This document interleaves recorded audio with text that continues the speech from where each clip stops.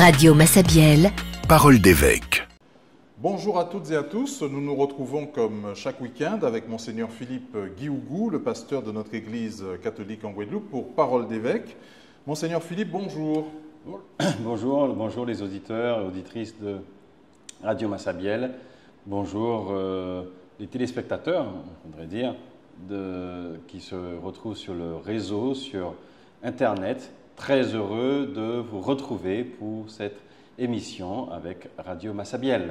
Ce week-end, Monseigneur, des 8 et 9 février, notre Église catholique en Guadeloupe invite les fidèles à vivre les temps forts du Jubilé des malades et du monde de la santé, avec pour commencer la messe que vous allez célébrer samedi matin au CHBT.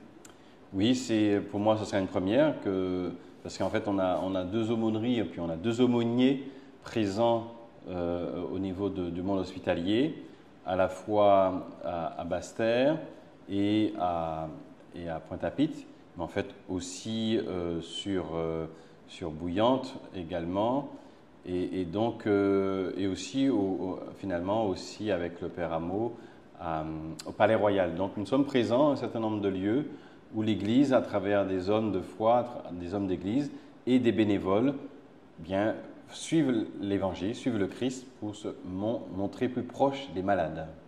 Il est important, particulièrement en cette année jubilaire, que cette attention portée par notre Église aux malades et au personnel soignant, on n'oublie pas non plus les aidants, à l'occasion du Dimanche de la Santé. Donc, il est important donc, que ce Dimanche de la Santé se décline aussi bien à Basse-Terre qu'en Grande-Terre, donc à Pointe-à-Pitre. Tout à fait, donc c'est un beau week-end en perspective.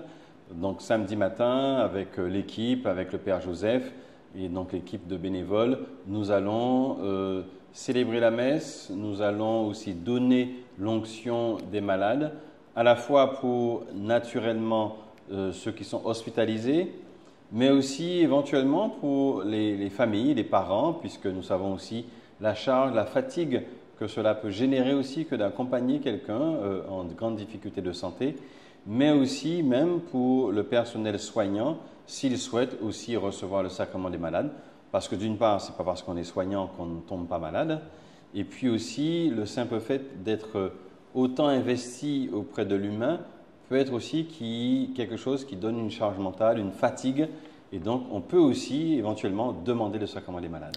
Le grand rendez-vous, ce sera donc dimanche au CHU de Guadeloupe.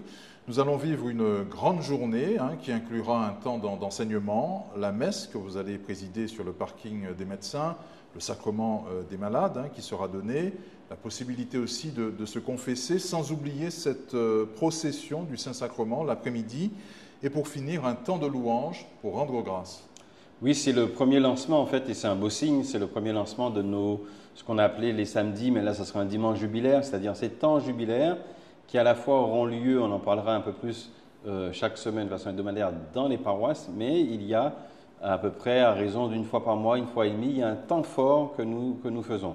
Et donc c'est un beau signe, c'est la Providence qui l'a voulu ainsi, que nous commencions finalement notre année jubilaire, hormis l'ouverture qu'il y a eu lieu le 29 décembre, nous fassions aussi le premier lieu qui est à l'hôpital. Et donc, c'est un moment où nous allons être à l'écoute, accompagnés, soignés, j'ai envie de dire aussi, c'est la vérité, puisque le sacrement des malades soigne, et se montrer, faire preuve de la miséricorde que Dieu nous a invités à faire preuve. J'étais malade aussi, vous m'avez visité. Donc, c'est un temps fort que nous allons vivre avec impatience et que vous avez donné le programme, puisqu'en fait, au-delà du sacrement des malades, c'est un temps jubilaire, donc qui pourrait venir aussi. On attend beaucoup les parents, on attend un peu la famille et les soignants, mais c'est un temps fort pour lancer cette année jubilaire. Restons un instant sur le sacrement des malades, Monseigneur. En quoi consiste-t-il? Qui peut le demander? Et que confère-t-il à ceux qui le reçoivent? Voilà, je disais Matthieu 25, j'étais malade, vous m'avez visité. Nous pouvons reprendre aussi de nombreux passages de l'Évangile où le Seigneur dit, je vous donne pouvoir pour guérir, je vous donne pouvoir pour soigner, et il donne ce pouvoir aux apôtres. Il envoie en mission les apôtres. Et donc, c'est ce que va vivre tout simplement le diocèse, ce que va vivre, nous allons vivre au CHU. Le sacrement des malades, on peut dire, c'est le sacrement de la fortification, puisqu'on peut être malade, on a besoin d'être fortifié. C'est le sacrement aussi du pardon, puisqu'en fait, qui dit sacrement des malades, dit le Christ, qu'est-ce qu'il fait souvent? Il dit, va, ta foi t'a sauvé, mais il guérit d'abord le cœur. Avant de guérir le physique, il dit, je vais d'abord te guérir de l'intérieur. Et parce que tu es guéri de l'intérieur, tu peux aussi mieux vivre cette guérison extérieure, visible. Donc, on peut dire que derrière le sacrement des malades, c'est associé aussi au sacrement du pardon, au sacrement de la guérison. Et puis, c'est Dieu qui donne, c'est Dieu par sa grâce. Et il arrive très régulièrement que quelqu'un recevant le sacrement des malades, alors qu'il est mal en point, bien repart pour plusieurs semaines, plusieurs mois, voire plusieurs années. Donc, sacrement de la guérison intérieure, guérison extérieure, et puis c'est un très beau sacrement d'église. C'est un sacrement d'église puisque ça se vit en église. Si ce jubilé des malades et du monde de la santé se déroule donc dimanche au CHU, c'est aussi parce que la chapelle de l'ancien hôpital Ricou fait partie des 8 sanctuaires de miséricorde qui accueilleront les fidèles durant toute cette année jubilaire. C'est en cela que ce temps de confession est prévu sur place ce dimanche et d'autres temps, vous l'avez dit, suivront. Oui, on reviendra dessus, mais en fait, on a rajouté donc c'est 9 en fait. J'ai beaucoup parlé de 8, mais en fait, c'est 9 lieux, dont donc du coup c'était celui du sanctuaire du CHU. Et donc dans la démarche jubilaire, il y a remettre les compteurs à zéro. Il y a cette année de bienfaits, cette année de Zacher, où on vient un peu tout remettre devant le Seigneur. Et une des manières de remettre le compteur à zéro, c'est le sacrement de la réconciliation. Demander pardon, être purifié par le Seigneur, qui est une des conditions pour vivre ce qu'on appelle aussi l'indulgence dont on parlera.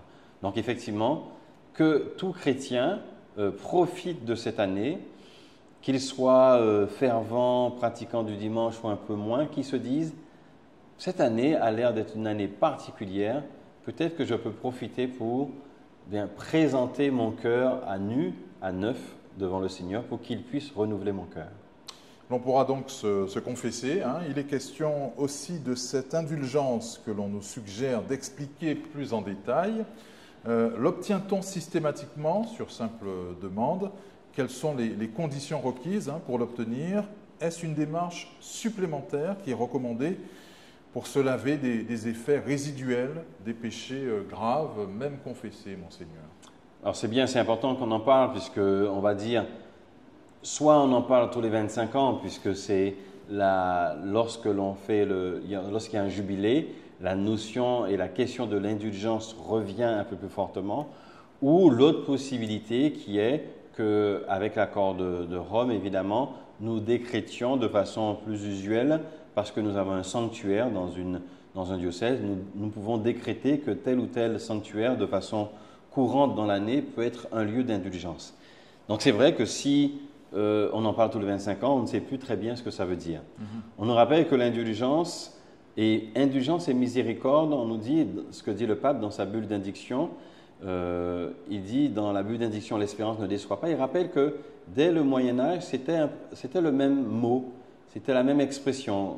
Que de parler d'indulgence ou de miséricorde, c'était compris de la même manière. Donc faire preuve et vivre l'indulgence, c'est vivre et recevoir la miséricorde de Dieu. On pourrait dire, voilà le grand principe de l'indulgence. Il y a des conditions pour obtenir une indulgence. On nous dit qu'il faut être dans un état de grâce, qui veut dire en fait être invité à vivre le sacrement de la miséricorde, le sacrement du pardon. Donc confesser ses péchés, c'est le premier point. Deuxième point, pour obtenir cette indulgence, en fait, il faut la demander. Il faut très clairement la demander. Demander à recevoir cette indulgence. Et puis, vivre aussi des actes de miséricorde. Les actes de miséricorde, visiter les malades, visiter les prisonniers, prendre un peu soin des autres, voilà, accompagner un peu les autres dans leurs difficultés. C'est des actes de miséricorde. Et d'ailleurs, ça tomberait très bien, puisque dans nos paroisses, nous avons bien besoin aussi de gens qui s'engagent. Donc ça peut être aussi une manière de se sensibiliser à l'engagement auprès des autres. La communion, vivre l'Eucharistie, vivre la messe en tout cas, qui est une des conditions requises, et puis la prière aux intentions du pape. Cette indulgence venant tout simplement aussi du pape, prier aux intentions du pape. Voici les conditions. Voilà, vivre cet état de grâce et donc être en condition et vivre donc le sacrement de la réconciliation, demander et désirer recevoir cette indulgence, donc la demander explicitement, accomplir aussi des œuvres de miséricorde, vivre la communion et aussi prier aux intentions du pape. Voilà les conditions requises pour recevoir l'indulgence. Après cette indulgence, il y a des conditions, c'est une démarche. On nous dit qu'il faut la demander. Il ne s'agit pas de venir tous les 4 matins, mais il faut une vraie démarche du pèlerin. On nous dit qu'on a 2 images qui expliquent un peu l'indulgence et qui, à mon avis, quelquefois vaut mieux une image, une expression, qui est, et que vous retrouvez d'ailleurs dans le livret qui vous sera donné, il y a l'image du pompier, l'image du feu. On nous donne cette image. Quand une maison brûle, il y a certes le feu qui va un peu tout brûler, mais on aura aussi dans la pièce des éléments qui vont rester et qui seront calcinés. Donc nous verrons finalement la conséquence du feu se verra à travers tel ou tel meuble, telle ou telle pièce qui sera calcinée. Donc on nous dit que le péché est quelque chose que l'on peut certes pardonner et vivre un moment de réconciliation, mais il y a encore des conséquences du péché qui peuvent être dans nos vies et les traces sont encore là. Et puis la deuxième image qui est aussi très parlante, c'est l'image de la cicatrice. C'est-à-dire qu'on a reçu une éraflure, on s'est brûlé, finalement la brûlure, on va la soigner, mais elle peut générer une cicatrice. Donc la cicatrice sera la conséquence de la brûlure et qui est visible. Donc la brûlure n'est plus là, mais elle laisse une trace. Donc c'est une manière de dire que même un péché confessé peut laisser une forme de trace indélébile en nous et que l'indulgence, en fait, vient effacer cette trace. Voilà un peu une explication qui nous permet de comprendre cette démarche de l'indulgence. Très bien. Donc en fait, l'indulgence vient libérer le pécheur des conséquences spirituelles que le péché laisse dans l'âme. Voilà, l'indulgence répare les conséquences du péché. Voilà, l'indulgence vient réparer les conséquences du péché, d'où cette grande démarche qui a derrière l'indulgence, qui est de dire le péché a des conséquences et ces conséquences peuvent être encore là et je peux avoir besoin de les réparer. C'est un peu, derrière le péché, on voit bien, on peut en parler, c'est une rupture d'alliance. L'alliance que Dieu fait avec nous, il y a une rupture. Et cette rupture peut avoir des conséquences. Tous les prêtres, Monseigneur, peuvent-ils accorder cette indulgence? Et cette question en appelle une autre. Y a-t-il des péchés que seul l'évêque peut absoudre sur un diocèse? Alors, ce qui est proposé, c'est pour vivre cette démarche d'indulgence, il y a une démarche de pèlerinage à faire. Donc, c'est un des points importants, une démarche de pèlerinage. Alors, soit ce pèlerinage peut se faire à Rome, et donc qui est le lieu de l'ouverture des portes saintes, plusieurs lieux, ou si on ne peut pas se déplacer parce que c'est trop loin, ça coûte trop cher, etc., le pape donne la possibilité sur chaque diocèse d'établir des sanctuaires jubilaires, C'est ce que nous avons donc fait à travers ces 9 lieux.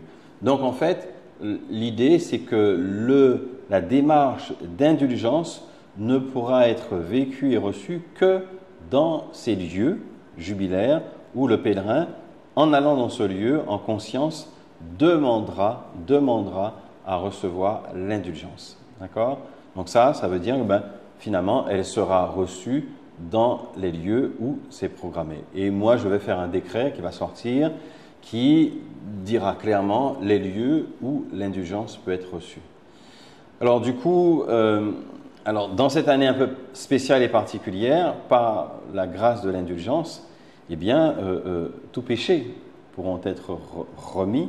Alors bien sûr, de façon courante, on dit certains péchés très graves, on peut voir la notion de l'avortement qui est vu comme un péché très grave, normalement est remis à l'évêque, qui lui seul peut, sauf si l'évêque mandate ou donne la possibilité.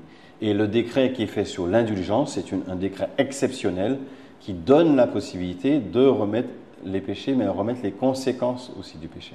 Très bien. Le livret de l'année jubilaire, le livret donc, du pèlerin en Guadeloupe est prêt. Nos fidèles pourront se le procurer. Toutes les informations y figurent pour vivre pleinement ce temps de grâce qui nous est offert. Oui, c'est un livret, on a fait le choix qu'il soit un peu dense. Voilà, il faut toujours faire des choix quand on fait quelque chose. On a fait le choix aussi de faire un livret un peu dense qui donne finalement qu'on pourra tranquillement lire à la maison, tranquillement s'instruire pour bien comprendre le principe du jubilé, bien comprendre le principe de l'indulgence, bien comprendre le principe du pardon. Donc on reprend tout cela de façon bien alimentée, bien argumentée, bien documentée. Donc il y a cette première partie. Et puis la deuxième partie du livret nous indique de façon pratique les différents lieux et les programmes en semaine ou les samedis jubilaires où on pourra se retrouver. Donc deux modalités. Chaque semaine dans les 9 lieux jubilaires, il y a une proposition de prière, une proposition de pardon, de sacrement de réconciliation, de messe. Et ces fameux samedis jubilaires où là, c'est un temps fort autour de nouveau de la réconciliation, autour des jeunes, autour de l'évêque, pour aussi demander l'indulgence. D'accord ? Donc voilà, donc c'est un peu le grand programme. Et comme je redis, ce n'est pas une course de fond, ce n'est pas une course de vitesse, c'est une course de fond. Donc prendre le temps d'entrer dans cette démarche jubilaire. Et dans le livret, nous avons mis aussi un petit aspect prière, avec quelques prières. Et le pèlerin pourra aussi prendre une page et noter aussi le fruit de sa prière. Donc ce livret vous donne largement de quoi cheminer pendant cette année. La parole de Dieu, on le sait, est une nourriture, pas seulement le dimanche, mais chaque jour. On a pu en faire la riche expérience durant toute cette semaine écoulée à travers les textes de la liturgie. Arrêtons-nous sur cet évangile de Jésus-Christ selon saint Marc, chapitre 5, versets 1 à 20. De mémoire, c'était lundi dernier. Jésus, qui chasse les esprits impurs qui habitaient cet homme, se réclamant du nom de Légion, car ils étaient nombreux en lui, demandant à Jésus de les envoyer vers un troupeau de porcs afin qu'ils entrent en eux, et puis ce troupeau qui se jette à la mer du haut d'une falaise. On peut se demander, Monseigneur, puisque la question nous a été posée, qui a intimé l'ordre à ce troupeau de se jeter à la mer ? Quand on regarde l'Évangile, on voit que dans un premier temps, ces esprits impurs, on nous dit, ils habitaient dans les tombeaux. Alors personne ne pouvait plus attacher, personne ne pouvait plus contrôler cet esprit, donc il y est dans un lieu de cimetière qui est à la fois un lieu d'espérance, parce que pour nous, nous croyons à la résurrection, et en même temps un lieu où la mort est présente. Donc ces esprits erraient dans ce lieu. Et nous le voyons souvent, le Christ a toute autorité. Et il nous dit, c'est aujourd'hui que la parole s'accomplit, on reprend Isaïe, aujourd'hui cette parole s'accomplit en moi, et donc toute l'autorité des Écritures s'exerce dans le Christ. Et donc le Christ nous montre dans son ministère qu'il a le pouvoir qui lui vient de Dieu évidemment, et lui aussi, fils de Dieu, Dieu fait homme, il a ce pouvoir de chasser les démons. Donc très clairement, cela vient de qui ? Cela vient du Christ et de l'autorité qu'a le Christ en tant que personne divine. Il n'y a donc pas de fatalité, c'est un beau message d'espérance, il n'y a pas de fatalité à être habité par des esprits impurs, à être pécheur, tout simplement. Le Seigneur, vous l'avez dit, a ce pouvoir qui lui vient du Père, de chasser ce qu'il peut y avoir de mauvais en nous, mais cela ne peut se faire sans notre volonté, c'est ce qu'on comprend à travers cet évangile. C'est précisément ce qu'a fait cet homme possédé, certes, mais qui accourt vers Jésus, se prosterne devant lui et le reconnaît surtout comme fils de Dieu. Là, tout devient possible. Il se prosterne, qui est déjà une marque de déférence, une marque de reconnaître que le Seigneur est Dieu. Alors même si nous devons toujours faire la différence, et on le voit, que l'esprit impur connaît Dieu. Mais la seule différence, c'est qu'il ne le suit pas. Donc il connaît, il sait qui il est capable de le repérer, il sait l'identifier. Alors se prosterner, est-ce qu'il se prosterne véritablement ? D'accord? Est-ce qu'il se prosterne véritablement?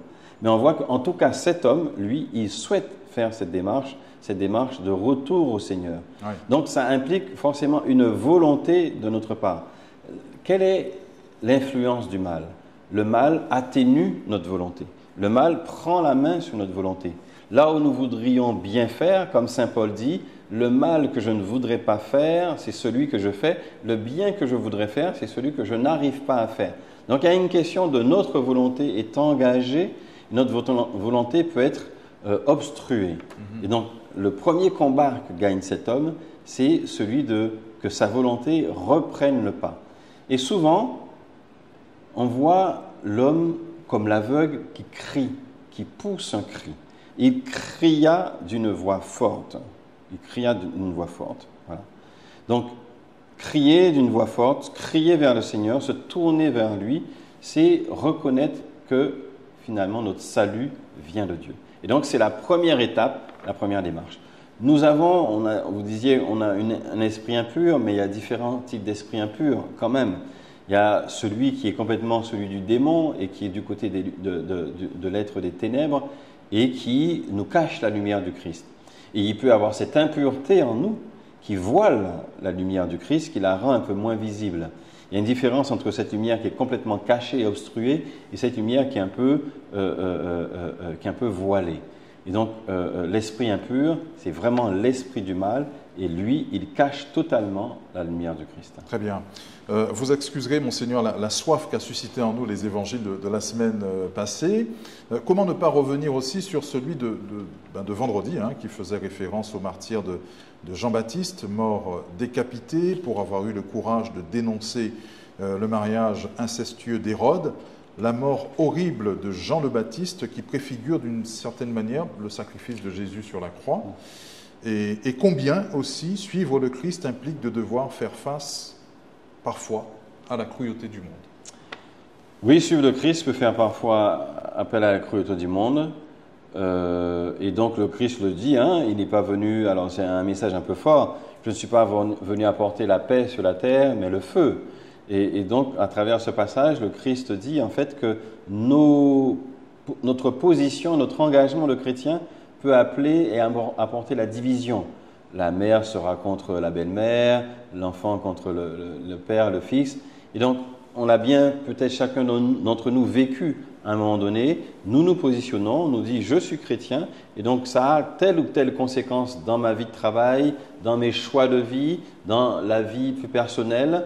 Eh bien, l'évangile d'aujourd'hui parle par exemple avec l'Épître aux Hébreux de l'adultère, celui qui se détourne de sa femme ou de son mari.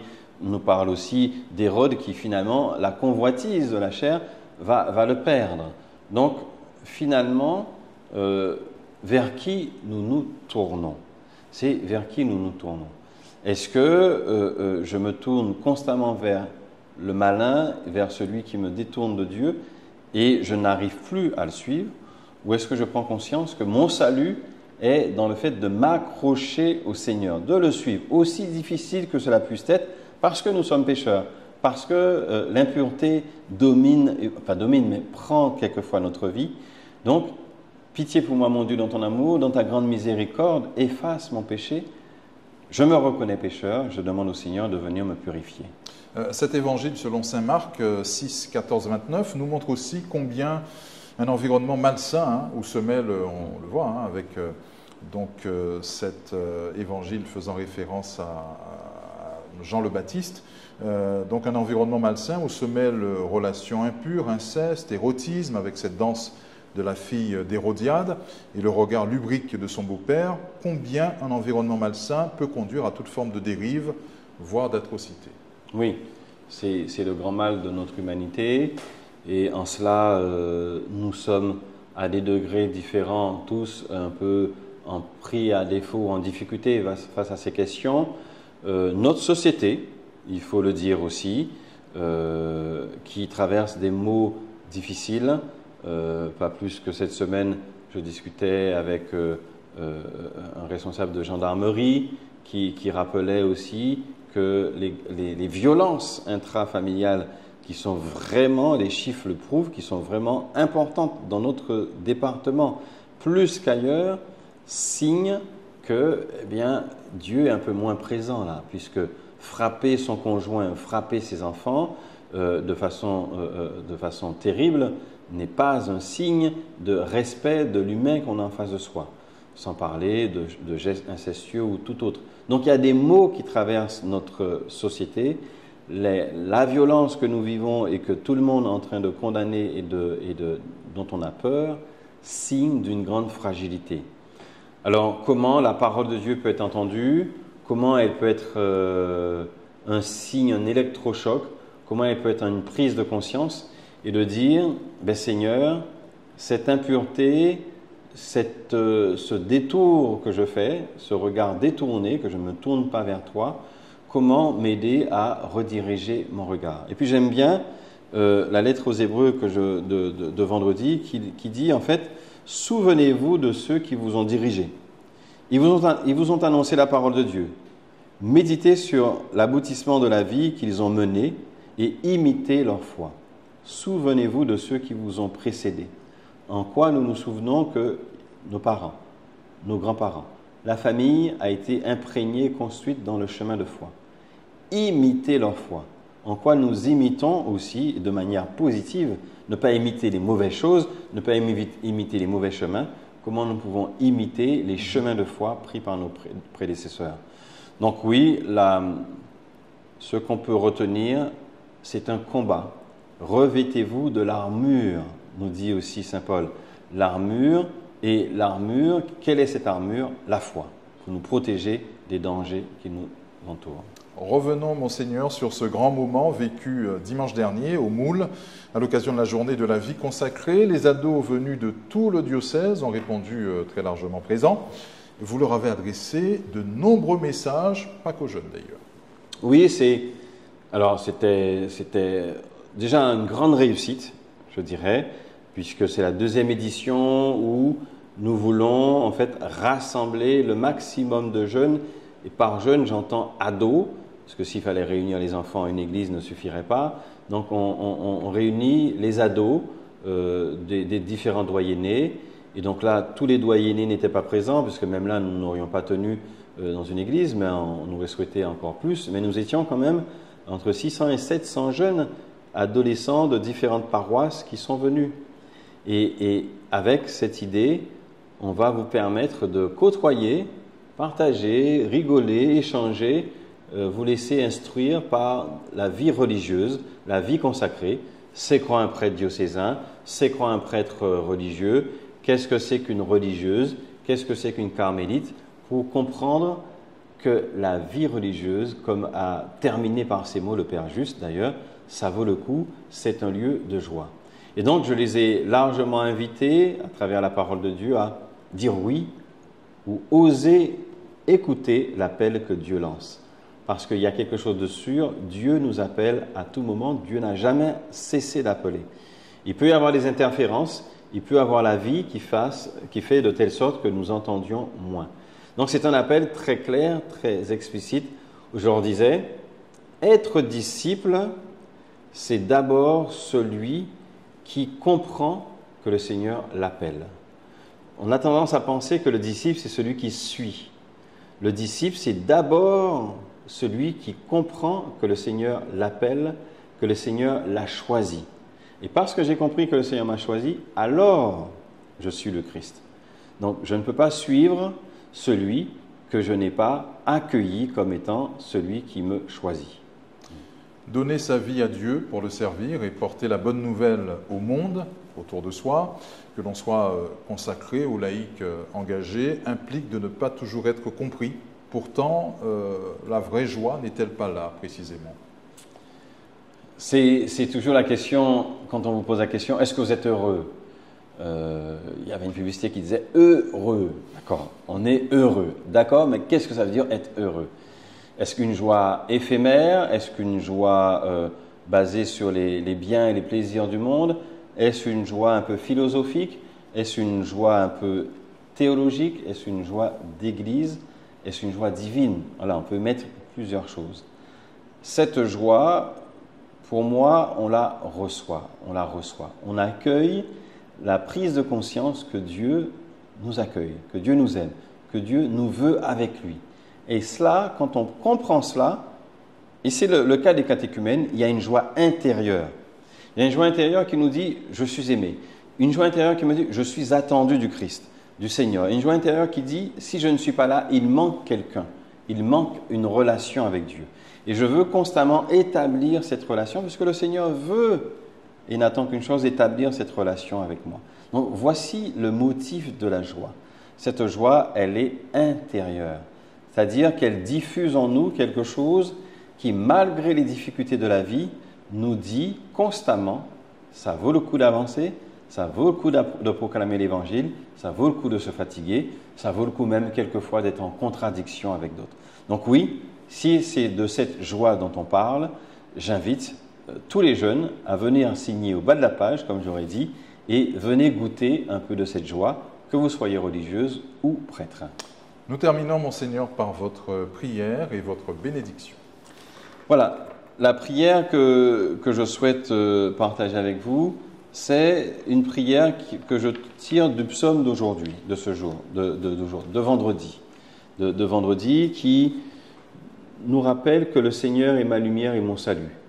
C'est à la fois un psaume de confiance, et nous avons besoin, ce psaume de confiance, pour dire, justement, pour raccrocher à tout ce que nous avons dit aujourd'hui, dans quelle mesure les difficultés, les vicissitudes de la vie peuvent quelquefois m'éloigner de Dieu. Quelquefois, mes propres faiblesses, mes propres impuretés peuvent m'éloigner de Dieu. Eh bien, je peux entendre que le Seigneur est mon salut.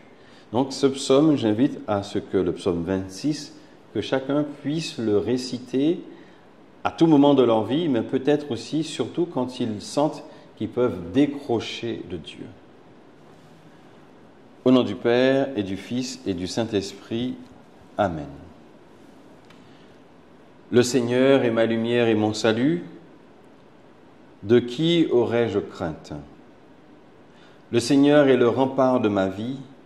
Devant qui tremblerai-je? Qu'une armée se déploie devant moi, mon cœur est sans crainte. Que la bataille s'engage contre moi, je garde confiance. Oui, il me réserve un lieu sûr au jour du malheur. Il me cache au plus secret de sa tente, il m'élève sur le roc. C'est ta face, Seigneur, que je cherche, ne me cache pas ta face. N'écarte pas ton serviteur avec colère, tu restes mon secours.